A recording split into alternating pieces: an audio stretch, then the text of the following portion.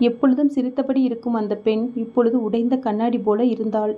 அவளுக்கு அருகில் வந்து பையில் இருந்து கர்ச்சிப்பை எடுத்து நீட்டினான். அவள் அதை எடுத்தாள். ஆனால் பேசவில்லை. எப்படி பேசுவது, எப்படி ஆறுதல் கூறுவது என்று அவனுக்கும் தெரியவில்லை. திடீரென ஆராதனா தலையை தூக்கி அவனை பார்த்தாள். அடுத்த நொடியே எந்த சொல்லும் இல்லாமல் அவனை கட்டித் தழுவினாள். அந்த கட்டிப்பிடிப்பில் 1 வருடம் பிரிந்து கிடந்த வலி, சொல்ல முடியாத வருத்தம், எவ்வளவு வார்த்தைகள் சொல்ல முடியாமல் போனதோ அவை எல்லாம் ஒரே அணைப்பில் கலந்திருந்தது. அவளது தோள்களில் நடுக்கம். அவன் சற்று தடுமாறினாலும் 2 கரங்களையும் அவளை சுற்றி பிடித்தான். அந்த நொடி இருவருக்கும் தேவைப்பட்ட ஒன்று. சில நிமிடங்கள் இருவரும் கடந்த 1 வருட பிரிவினை ஈடு செய்வது போல இருந்தது. சொல்லாமல் இருந்த உணர்ச்சிகள் அந்த கட்டுப்பிடிப்பில் உருகி ஓடியது.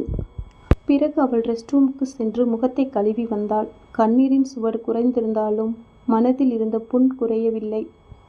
விக்ரம் மெதுவாக, நீ காலேஜ் முடிச்ச பிறகு உனக்கு